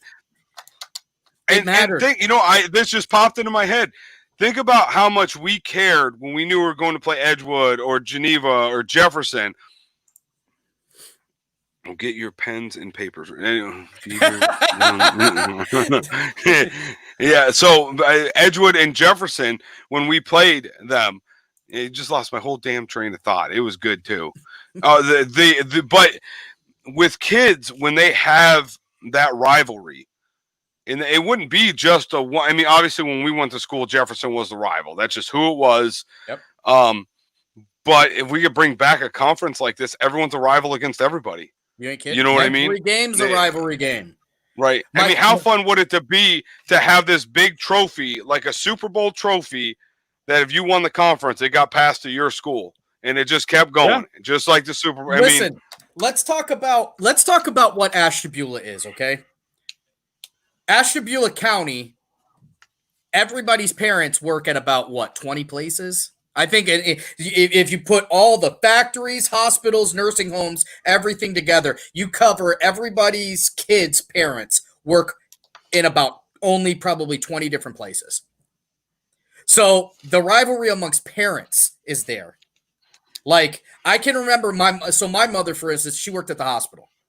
So at the hospital, you had nurses from Jefferson, from Edgewood, from Conneaut, from Geneva. So, every week when we're playing, she's like, oh, yeah, you're playing so-and-so's son. Or you know what I mean? I know his mother. I know his, aunts and stuff like that. And there was a familiarity with that. And you just played harder. It felt better to beat somebody that, you might see in Walmart. Yep. You might see them at, to wear that NEC shirt while you're walking around. Oh, yeah. Listen. Nothing better. When you got that patch put on, like when those patches got put on, like, winning the NEC undefeated, there's no better feeling than that. Right. And look at what Jake brings up a good point. I think this is part of what happened back in the day. And he said Lakeside at its dominant times and what could be makes NEC worthless. So, yeah, I mean, there was a time that Lakeside, for the most part, was blowing people out of the water year in and year out. But let's be honest, it's not that way anymore. Right. We still made the playoffs. No. I'm saying, but what I'm saying is, but with the state of the program now, it would be phenomenal and definitely exciting because I don't think right now, I guess if I had to pick a team, let's just do this. I don't want to play a schedule game, but right now, if you looked at all those 8 teams, who wins it? I think conventional wisdom, I would probably say Geneva would probably be the favorite based on their based on their league, based on their record last year, the amount of returning seniors, it would probably be Geneva. Geneva. Lakeside had a tough year. Jefferson had a tough year. Jefferson is very young. Edgewood had a tough year. They're very young. Lakeside is still. And we don't know anything about PV and Grand Valley. The only thing I found out about Grand Valley is they went 2-9 last year. But I will tell you this: I don't Conneaut see. went 9-1. Conneaut went 9-1 and played a bunch But- of PA teams, man. Yeah, you got it. Me and Sammy did dive into their schedule a little bit. Yeah. They did go 9-1, and most of those PA teams were. Well, they were. listen. We'll just say this. Yeah. They are on level with the teams here. There is not Right. one team. Good point. Good way to put it. There is not one team in that, and that includes St. John. And here's what I'm going to tell you about St. John. St. John catches a lot of crap because they're such a small team and because they have such a small turnout. But right now, the competitive edge is so even that I don't see any of the teams in this schedule getting blown out. There is never going to be a day where any one of those teams in the conference can't beat another. Right. Right. There No, are, that's there are more teams that are more likely to win against other teams, sure, but there is never going to be like 100-1 odds. Right. But I mean, mathematically, I guess if you want to look at it this way, I mean, there's a couple teams with 50, and then you come down to the smaller teams. Probably, I'm guessing Grand Valley. I don't know, but Grand Valley, St. John, with only 20 to 25 kids. But we're not talking about having 80 kids versus 20 kids. The pool of talent is just above and beyond. 25 to 50 kids, you can have 3 studs on a 25 kid team that just balls. St. John proved that 2 years ago. You're not they kidding. Did. You know what I mean? And I'm not, I love St. John. My kid goes there, all that fun stuff. But the thing is, you just don't know any given Friday night what could happen. Look at when we were Lakeside was in the prime. How many times did we go out to play play Conneaut when we were supposed to? We were so steamroll much them? Better than Conneaut every single year. Yes, and we beat every Conneaut year by maybe 3 points every single year. Every year, and there's no reason why. We got into dogfights with them, and we beat teams that were much, way superior to them. Yep, and we did, and it was always because that was a Super Bowl. Right. Those kids in that style on that day made it competitive. And you will not get that going to Youngstown to play another team. You will not get that kind of atmosphere, that kind of dogfight from kids if you send them to Youngstown, send them to Pennsylvania, wherever it went. So here we go. Right. Our proverbial our stat checker in the back. So Grand Valley is top tier because what are they, Division 5? Right. So that's right. You know what I mean? Listen, this could be a very interesting year. It could be very fun to watch this. There are some kids. Listen, Lakeside. I am excited to talk to Buzz Edwards. Lakeside's got some athletes out there. They've got some athletes. They do every single year. Listen, they got a kid coming out this year that is typically a basketball player who I'm very, very interested to see how they utilize. St. John. Huh? Is it Tish's kid? No, it's Tony Williams' son. Okay. He is going to be a very interesting one to watch. He looks like Is he going to be like Rashad Osborne? His 1 year that he decided to finally come play? You know what though? I don't think he's a senior. No, I don't think he's a senior. He might be. And Tony, correct me if I'm wrong. And Buzz Edwards is obviously going to go further into this, but big kid, long arms, athletic kid, typically a basketball player. Very, very interesting to watch. Jefferson, I got a chance to get a sneak peek at. So he's only a sophomore. So this kid has the world in front of him. A lot of potential. Yep. But Jefferson has 3 guys that you need to watch this year. There are 3 guys. Bruckman is tough. I got a chance to peek in on their players. Bruckman is very tough. Edgewood, I'm still getting to learn some of those players. St. John is the biggest question mark only because their team is developing. That is actually works to their benefit. You don't have any idea what they're coming with. They can come out and smack you in the mouth. Yeah, even we had Delgosh on here. He did not specifically say he didn't we're going to run a spread. we're running power I. He basically said he's going to run what works. The biggest thing he said was he's going to run a 4-4 because most high schools are power 4-4 defense, and most high schools are a power I run formation type deal. But he already said He doesn't know what he's going to do. It's all going to be based on a week-to-week basis. I'll tell you one thing. I got to see. I got to see out there in Jefferson. I got to see a kid boot a field goal from further than I've seen a kid kick a field goal around here in a while. Right. So you know, since there's Brandon gonna be Frazier. there's going to be listen, there's going to be a lot of that this year. When I went down to the Juneteenth celebration down at Lakeshore Park, I actually got to meet a couple of the upcoming Lakeside players. And as they're out there basically doing their own 7-on-7 drills with each other, you know what I mean? Playing football like kids do. They got athletes out there again. You know, they got a senior that's coming out this year that is so fast. I just don't understand why it took. That is the Rashad Osborne of this year. The kid's he's a lightning bolt. You know what I mean? Big ups to Lakeside. You see they made Fox 8 for cleaning up the parks. Yeah. Out there. Big shout out to them. Like they're getting involved with it. There's a lot of great. Listen, Ashtabula County has gotten a lot of ill will in the last couple years. Ashtabula County as a whole has a lot of great kids. They have a lot of great parents, and they have a lot of great people. We are going to highlight some of those through this sport. You're going to see because I think people's personality shows on the field. And there are the coaching outlook right now is just amazing. I see so many coaches getting shots at kids that really, can change those kids' lives that I have great, I think this year is going to be fantastic. I really do. Yep.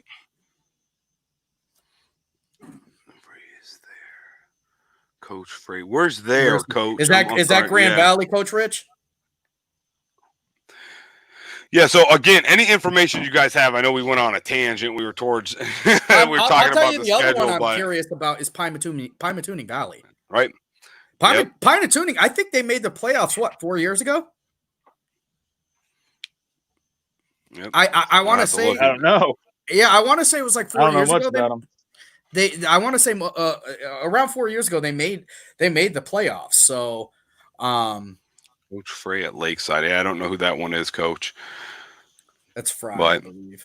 I I can't listen. And here's I want to put out. So Tony Williams is a watcher. He's also a streamer too. Somebody to go check out. Headbuster Gaming. He puts out some really great content. He's better at Madden than I will ever be. I'm still trying to figure out how to cheat to beat him. But he's got he brought up a great point with the county schedule, and as to because he is the lucky father of some just dynamic athletes. As to how do they get looks, and Ryan kind of touched on this earlier. One of the things I think people underrate right now is we live in a digital age where it is easier to get recruited. It is easier to get recruited than any other time in the history of the world. Whether it's Max Prep, whether it's Twitter, whether it's Instagram, Snapchat, whatever social media app I'm too old to know about. Like there is ways to get out there, and we are just going to try. We're just going to try to kind of help with that. But you know what? I'm glad he said that. I'm sorry, Ryan, real quick. The Ohio Athletic Conference today officially canceled their season till the spring, which includes Mount Union, Baldwin Wallace. Mm-hmm. Damn. Yeah, so it's going to be interesting. But, all right. I mean, I think that's what we got. Like I said, it was supposed to – I didn't even think we'd last this long, to be honest with you. Listen, I'll tell you what. But, yeah. I could talk about high school football for days. I feel, who I kind of feel like sometimes is John Gruden. Boy, this guy's a real great player. It's a passion, and that's one of the things I think is great about the show is we're gonna finally give these kids a shot to be recognized. If you as a viewer, we're going to do our best to cover everything this season. Okay. By means of we're going to be at games on Saturdays. We are going to grab papers. We're going to try and do little stat collections ourselves to name players of the week and stuff like that. If we're missing somebody, please message us so we can look at it. I've said it before. I will say it again. We will never purposely overlook anybody. We want everybody to have a fair shot. It's just we're kind of limited to, we can make mistakes too. So if we're missing, if there's a kid out there who's, if there's a kid out there who is overtaking, receiving or rushing or quarterback, or there's a defensive end, or, there's just some lineman out there who's a hog and just killing it. Let us know so we can start paying attention. Leave it as like an open forum. Let us know. Yeah, just tell us. All you got to do is message us on Facebook. It's a simple, quick message via Facebook, man. It really is. Help us out. We're going to need all eyes and all ears especially if we're going to start trying to cover up to 8 schools. You know what I mean? In the next couple of days, we're going to find out. We're going to need everyone's eyes, everyone's ears pounding the ground to let us know what's going on, why it's going on, and how it's going on. And that comes down to like not game schedules, but like when they're going to be at the field so we can get there to take pictures. Like we don't have any idea of the other. There's 4 schools we have no clue about right now. So let us know if you can help us out. That's what we need. Yeah, that's what I got, man. Good show. Really enjoy talking to you guys. A lot of interesting stuff going to be coming up. We'll see you guys on Tuesday. Don't forget Edgewood Warrior football. Yep. Coach Butchko, Coach Welton. Don't miss it. Start getting the word out. Listen, we'll get a social media presser out here very soon. I want you guys to tell everybody you know. We are up to 800 followers, and I thank God and I thank you all for helping us with that.